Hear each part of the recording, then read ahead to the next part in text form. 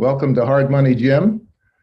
I'm broadcasting today from beautiful Coronado, California, where down the road gas prices are $6.50 a gallon. Don't know how high they are where you are, but we'll be talking about that today. The working title of this discussion is, do you smell what I smell? It's inflation. So let's talk about that. And I'll get into my slides because I can't talk without them.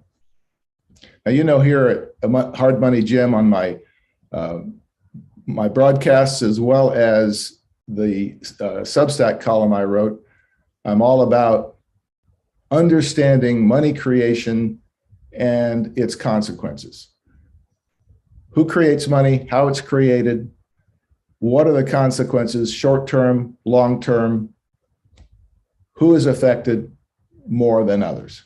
So that's the underlying theme of everything we do, okay? I would always like to keep that in mind. That's my primary interest, and I hope it's of interest to you too. All right, so since August, I've been reporting that consumer prices are rising at the fastest annual rate in 40 years. And since then, there's been no slowing in price increases, and there's been no sign that inflation has peaked. Today, when I speak of inflation, I'm really speaking mostly of increases in consumer prices, okay? I understand inflation has a much broader definition than that, and that's not the best definition, but I'm speaking today mostly of consumer prices when I speak of inflation. I think the consequences, the political and economic consequences of inflation are going to be harsh because neither the central bank, the US Fed, no central bank really, nor the administration is able to slow these rising prices in time to forestall what I think is a boiling citizens' revolt, a voters' revolt. So let us first see how we got to this current state of inflation. Then I want to go over, after that, I want to go over the actual inflation numbers that we're immersed in right now. Then we'll talk about what the government, either the Fed or the politicians or both, can do about it. And then I'll have some concluding remarks, okay? All right. So let's review quickly first how we got to this state of inflation. The seeds of this inflation were sowed back in 2010 when the Fed announced a new stimulus program called quantitative easing. And QE, quantitative easing, is just Fed speak for the Treasury, for the central bank purchasing large quantities of Treasury bonds and mortgage-backed securities with new made-up money. They make up the money, some say print the money, to make these purchases. And it's a two-step process, and it occurs like that. It occurs with mouse clicks. So sometimes I call this mouse click money. Step one is the Fed directs a designated bank, commercial bank, called a primary dealer, to buy a treasury or a mortgage-backed security from a private investor. And the bank pays for that bond by just marking up the deposits in the private investor's bank account. They just mark it up, make a fictitious entry, create money. By that act, the bank creates new money for that investor to spend. Remember, most modern money is just a bank deposit. So creating bank deposits is creating money, and that's where it's done in the bank. Now, second, and simultaneously to this action by the commercial bank, the Fed, the US central bank, buys that same bond that the bank just bought from the investor. They buy that bond from the bank, and they pay the bank by creating something called bank reserves. They also do that with a mouse click. So the end result is that the investor has new money to spend in the form of a bank account. And the bank now has massive new reserves, which are like a special kind of cash with special uses on deposit at the Fed. And the Fed owns the bonds. That's how the chain works. The Fed uses the banks as a pass-through to buy bonds from investors. And in the process, they create new money for that investor to spend. Now, I'm not going to get into how reserves work today. I can sometime, or if you want to ask a question about it, I can, but it's really not important to this discussion. What's important to know is that the Fed itself doesn't create money that can be spent in the economy. It's the commercial banks that do this. But they can only do this in large quantity if the Fed operates its asset purchase program constantly to take these bonds off the bank's hands. So this is this kind of conveyor belt that the Fed has created for the banks to offload their treasuries and create new money. Okay, I hope that's clear. Now that done over 12 years or so, from 2010 to 2022, had many knock-on effects. It handed investors hundreds of billions of dollars in new money to spend, and they mostly spent that in the investment markets. That bid up the price of bonds, bid up the price of other assets like stocks and real estate. And in bidding up the price of assets, you drove down interest rates, and lower interest rates encouraged excessive borrowing and more speculative investment. And probably the unintended consequence, some would say intended, was that this action unjustly increased the wealth gap between the rich and anybody but the rich. So the Fed kept doing this, and any time between 2009 all the way up until the pandemic hit, the Fed reacted to any modest downturn in the stock market with more QE, more asset purchases, higher asset prices, lower interest rates. So, you know, the benefits continued to accrue to the asset owners, the rich. Their stocks went up by an average of over 13% a year in that time.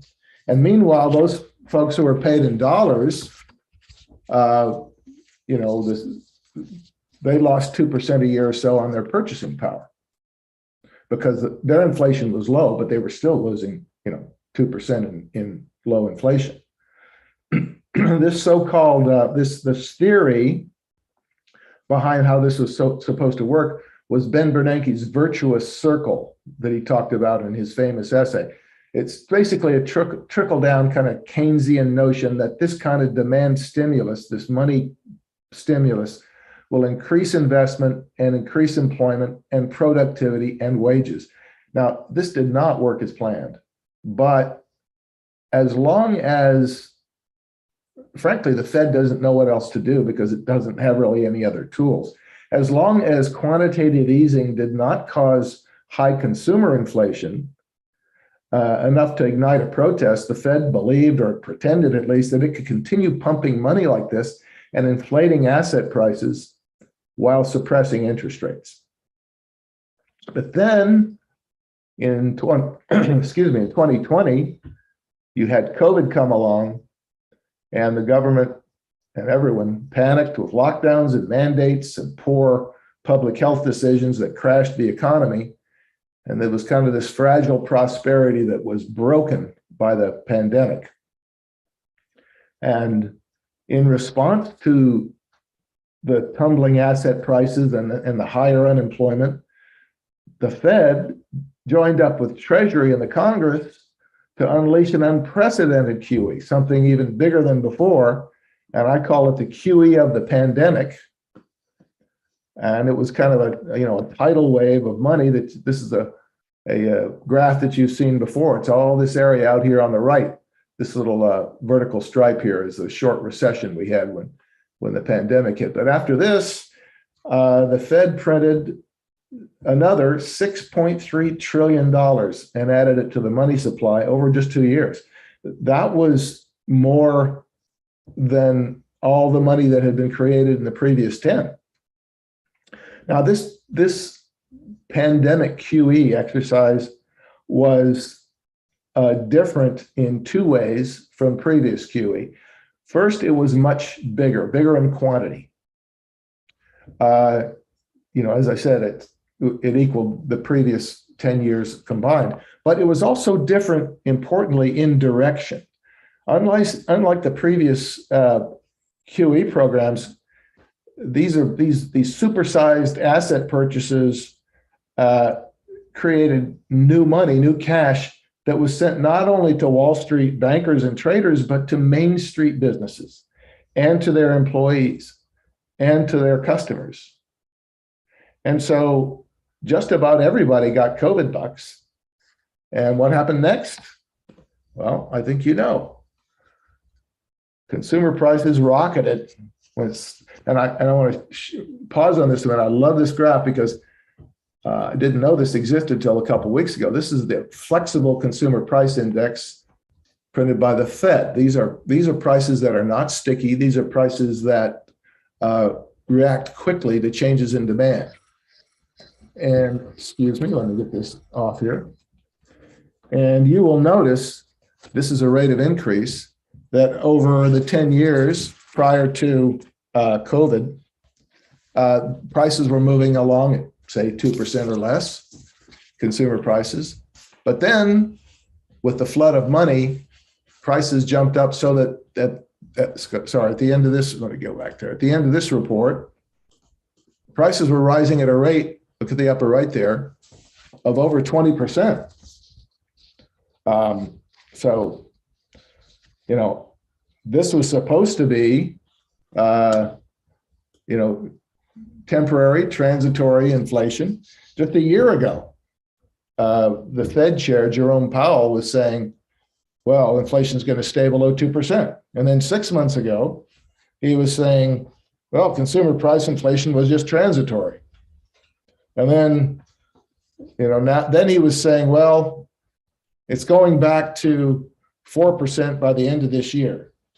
So clearly, he's been surprised, which means he has no idea what's going to happen, which means his expectations may be way too low. And all the data that I'm seeing confirms continuing upward price momentum. I've mentioned in the past that sticky prices like housing and rent are kind of baked into the price indexes that we read, and that the recent increases are not yet fully reflected in the numbers. And in addition, commodity prices are rising rapidly, and they are not yet reflected in the consumer price index numbers. Like, for example, take a look at this chart, which shows in the green consumer price index rate of change in the green and commodity price index rate of change in the red. It's well up over 20%. That will eventually get passed on through consumer prices. I have an interesting quote here from a guy named Nicholas Snowden at Goldman Sachs, longtime trader. He says, quote, "This is the most extreme inventory environment. It's a completely unprecedented episode. There is no supply response." And all this was before, this quote was taken before the Ukraine war started, which that only increases, that war only increases commodity price upward pressure. So there's a lot of background data that corroborates the inflation's persistence. And it's also becoming clear that the measured inflation of 7.9%, here it is, this is just about a week old here, these numbers, the highest in 40 years, understates the financial burden on working class citizens who don't have, the savings or the assets that some of us are more lucky to have. So, those who live from paycheck to paycheck spend most of their income on essentials like shelter and fuel and food. And all of those are rising at double-digit assets. I mean, I've covered shelter before. If you change your apartment today, or if your apartment lease runs out and you have to renew it, you're probably going to get a double-digit increase. The price of gasoline has gone up at least 50% over the last 2 years, probably 50% in the last year. And contrary to this CPI number, food costs are going up at nothing like a 7.9% rate. Look at this. These numbers are a little old. The headline CPI number there is 7. It should be 7.9, but look at these price increases. They're anywhere from 10 to 15%. So I think inflation is clearly the number one concern among voters. The number one concern among voters, at least in the USA, is not COVID. It's not climate change. It's not the southern border. It's not the Ukraine war. For the first time in over 40 years, the number one concern is inflation. And that's a big problem for politicians and the Fed. Oops, let me get my poll numbers here. Doesn't want to stay. There we go.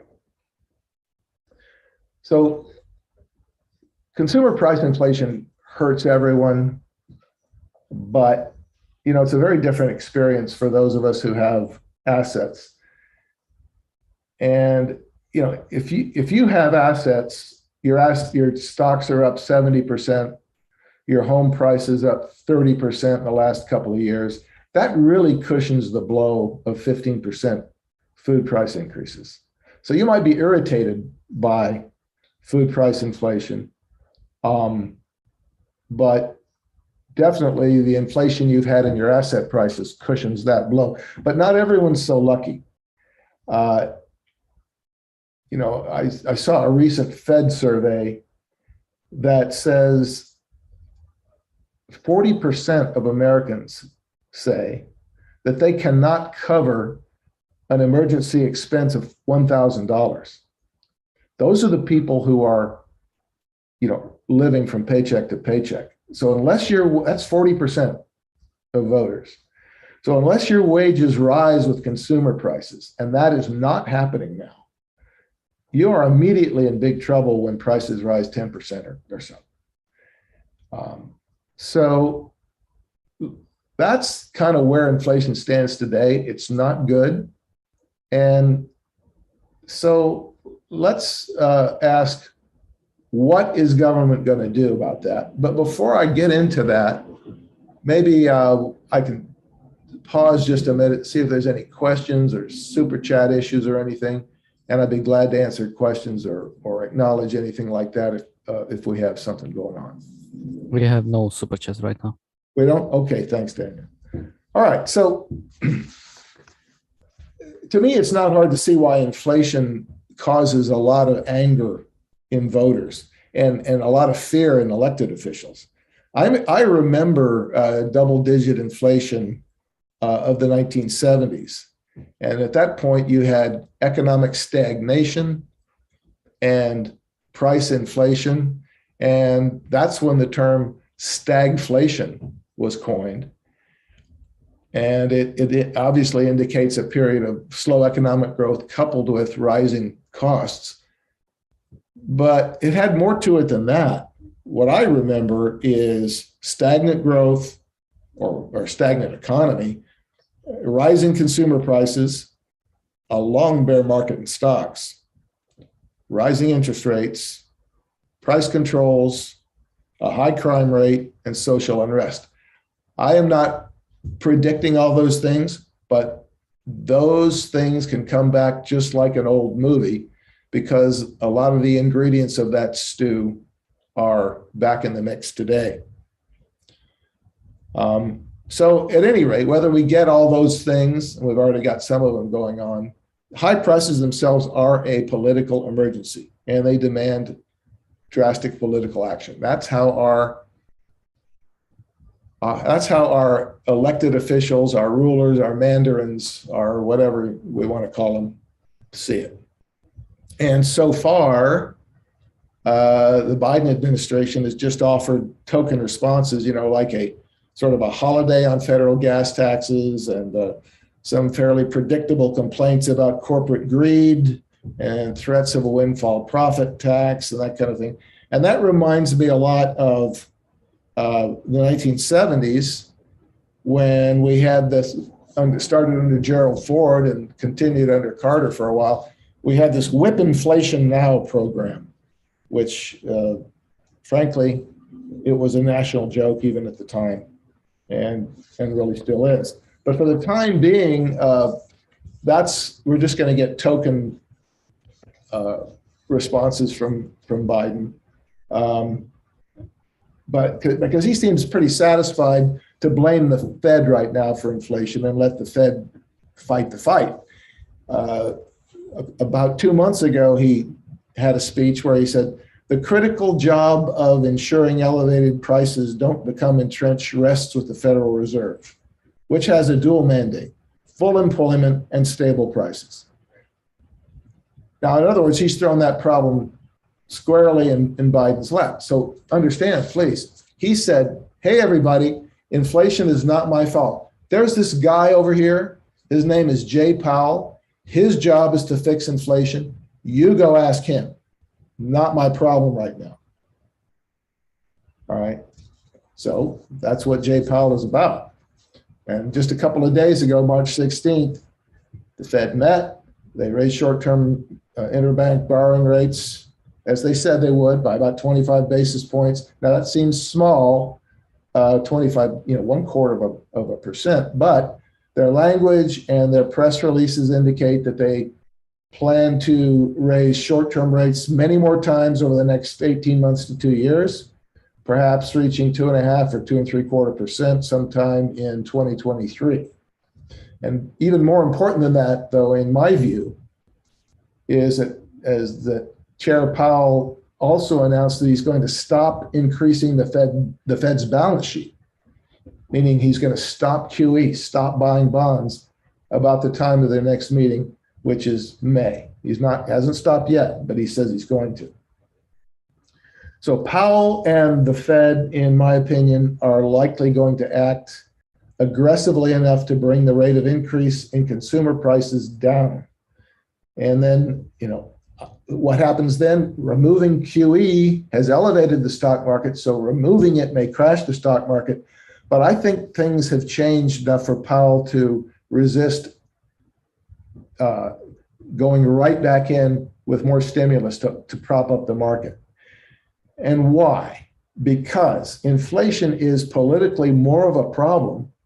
Inflation to consumers is politically more of a problem than a stock market that's down 30%.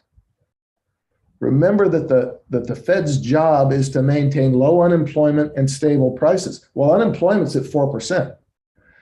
So Powell can declare victory there, and then since he understands the devastation of persistent inflation, and based on some of his remarks at a recent congressional briefing, I think he will be fairly aggressive. So here's what Senator Richard Shelby said to him in a meeting about 2 weeks ago.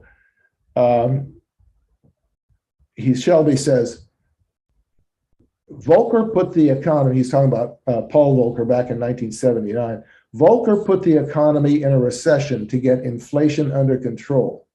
Are you prepared to do what it takes to get inflation under control? Powell replied, quote, I hope history will record that the answer to your question is yes. To me, that conveys significant intent. intent. So anyway, if Powell fails in this, what if Powell is not successful? He's going to take the fall. And that event, the administration can then ride to the rescue with its solutions, which will probably include price controls.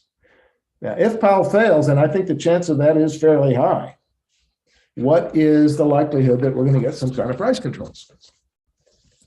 I say high because there's a strong chance that Powell will not be able to act fast enough to kill the price increases that are already embedded in the commodity markets and the housing markets and the European war markets. I mean, it's mid-March. The midterm election is 7 months away. Biden is hated in American polls, and he will feel that he has to act if inflation does not subside. And Biden has been tweeting as if he's trying to justify price controls. So a few days ago, he said this, quote, "Oil prices are decreasing. Gas prices should too." I mean, just because oil prices are decreasing doesn't mean gas prices have to decrease. Either he doesn't understand or he's grandstanding. Quote, "Last time oil was $96 a barrel, gas was $3.62 a barrel. Now it's $4.31. Oil and gas companies shouldn't pad their profits at the expense of hardworking Americans." Translation, if I think you do, I will clamp down on you. So I think Joe Biden is setting up to rein in all these evil bastard oil companies who are gouging the American public. So we may get price controls, even though most economists today know that they're damaging and know they don't work. And why? Ignorance abounds. People like Elizabeth Warren and AOC think they can cheat the laws of supply and demand. No one remembers the price controls of the 70s and the problems they caused, so they'll try them again. Importantly, the alleged defenders of freedom and free markets will go along, some of them will at least, including some Republicans. So price controls might happen even if there's a big midterm change of power over to the Republican Party. Remember, price controls were instigated by President Richard Nixon, a Republican. Price controls do long-term damage, but if they're instigated just before the election, you won't see the effects right away. So they could raise the popularity of someone like a Biden, get him through the next election. What does he care? He just wants to get through the next election. So, there's the short-term versus long-term effects. Price controls can be seen as something positive initially. And finally, you might get new and innovative price controls, something disguised as something else. For example, I just found out about a week ago that the President of the United States has the power under some 2015 legislation to restrict and even stop energy exports from the United States. So suppose he did that because we're pretty energy rich in the USA. Suppose, oil goes to $250 a barrel and he says, nope, we're keeping this energy here in the USA. Well, that would be a form of a price control. It might keep prices down in the USA for a while, but it would wreck international oil markets and payment systems and do terrible damage to international trade. But he could get away with it for a while.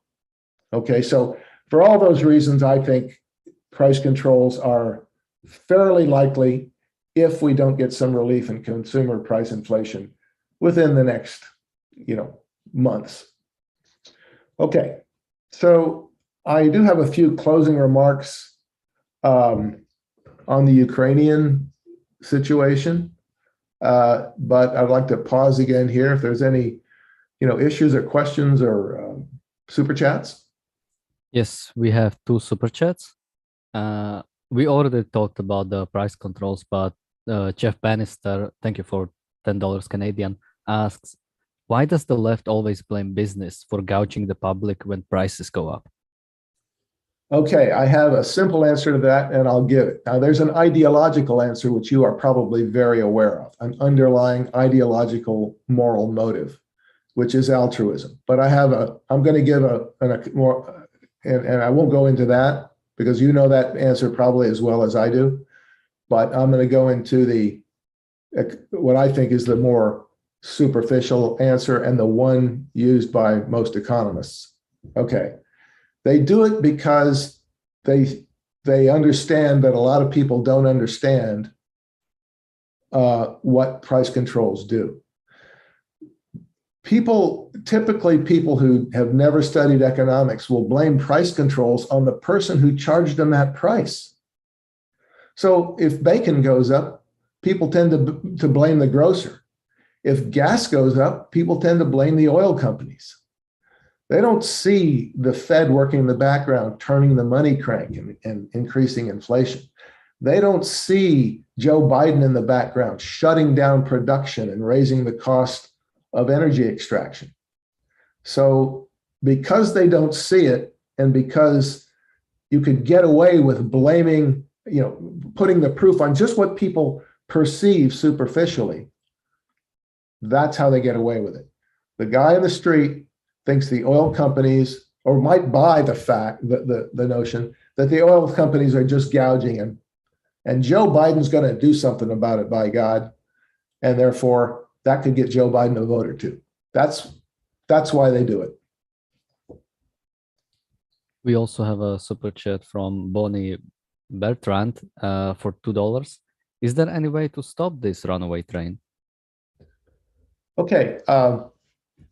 By the way, before I answer that question, thank you for your donations and for the super chat questions. It really makes it so much more fun for me, and Lord knows ARC UK can use the funds. So thank you. Any way to stop this runaway train? Yes, there are ways. There's obvious ways to do it. One of the main one is for the Fed to stop printing money so wantonly. They are going to slow down, and eventually I think we'll get some relief on this runaway train. But it may be bad for a while, and I'm going to address that in my concluding remarks. It may be bad for a while because of a lot of things that are other things that are happening in the world. But I want to say that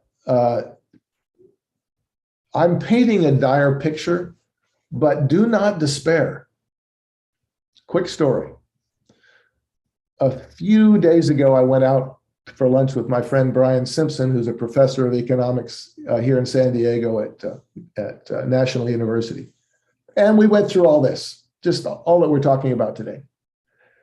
And, shaking our heads, and they're so crazy. How can we elect better leaders? That's one way to make some progress. But, how do we get out of this runaway train, in effect? And at the end of the discussion, we came to the same conclusion that we've come to every time we've had the discussion, and we've been having these discussions for 20 years over lunch. Markets are so resilient. I mean, they're not infinitely resilient. It's possible to kill them through wars and oppression and dictatorships and so forth. But markets are amazingly able, especially big, rich ones and interconnected ones like ours. They are amazingly able to get around the problems caused by regulators, price controls, and so forth.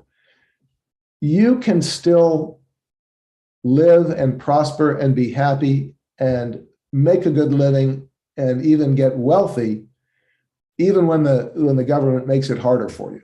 So do not despair. My purpose in this is, yes, let's make it better if we can. Best thing I can tell you is to vote for new people who sound better. But more important than that is learn about this and teach yourself how to survive it, how to anticipate it, and how to even prosper from it. That's my answer. You need to work at it from the inside out, from you out to the world. The world is going to give you inflation. The question is, how do you anticipate it? How do you react to it? How do you win despite it? Okay. All right.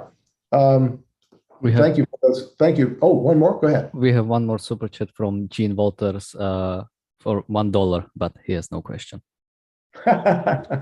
I'll take your dollar. Thank you. All right. So just some quick, do we have time, Daniel, for some quick concluding remarks? How are we doing on time here? We're good. You can continue. Oh, no, we're still good. We still have some time. So how does the Ukraine war figure into all this? I'll be kind of brief here, but I'll have a lot more to say about this in my next Substack article and in the next broadcast. These banking sanctions, those of you who were on a few weeks ago when I was on with Seth, we talked about the SWIFT banking sanctions, and they're a lot worse now. We've gone a lot further in putting restrictions on dollar-based banking against Russia and so forth. These banking sanctions that we've put against Russia are really unprecedented in that they are the biggest thing we've ever seen to a big economy like Russia. And what's happened is that Russia's currency reserves have been practically vaporized because they don't have access to them. And so Russia's reaction and the reaction of their allies and their friends and their trading partners to this kind of a thing is something we have to watch. This is pretty crippling to them. And an entrenched regime like, Putin's Russia will react, as will their allies and trading partners. And in fact, they've already been preparing somewhat for this. But let's look briefly. I just want to kind of give you a foreshadowing of the kind of potential effects that you might get from the counter moves that Russia and China and their newfound friends, like Iran and Venezuela and Cuba and so forth, may have. If they move away, as they move away, they're going to move away. Let's put this: they're going to move away from a dollar-based payment system as much as they can, and as soon as they can. This will take a long time, but that's what they will do. Will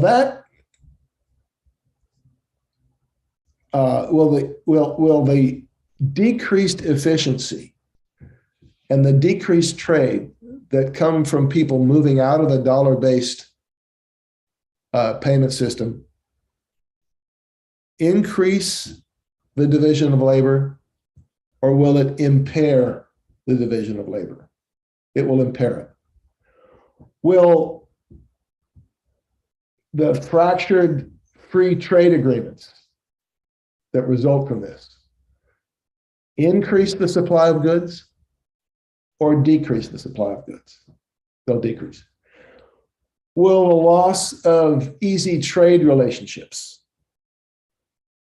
lower the cost of goods at Walmart or raise the cost of goods at Walmart? They'll raise the cost of goods. Will the shifting demand patterns and supply chain disruptions that occur in response to the broken agreements, whoever you think broke them, raise costs or lower costs? They'll raise costs. And will the continuing need of the Fed to monetize debt? I mean, they may slow down QE, but they have a continuing need to do some of this, to monetize debt. Will this cause them to continue printing money or stop printing money? Most likely continue printing money. Does that raise prices or lower prices? It raises prices. So it all adds up to fewer physical goods and services being chased by more money. And we all know what that means. Do you smell inflation? Do you see inflation? I do. I think it could be with us for a while. Okay, so with that, again, let's don't leave it on a terribly unhappy note, because you will still live it. You can still live and prosper, as they said on Star Trek. So thank you. And until next time, I will be working hard to understand where money comes from, where it goes, how to use it, and how to keep it. Thanks a lot.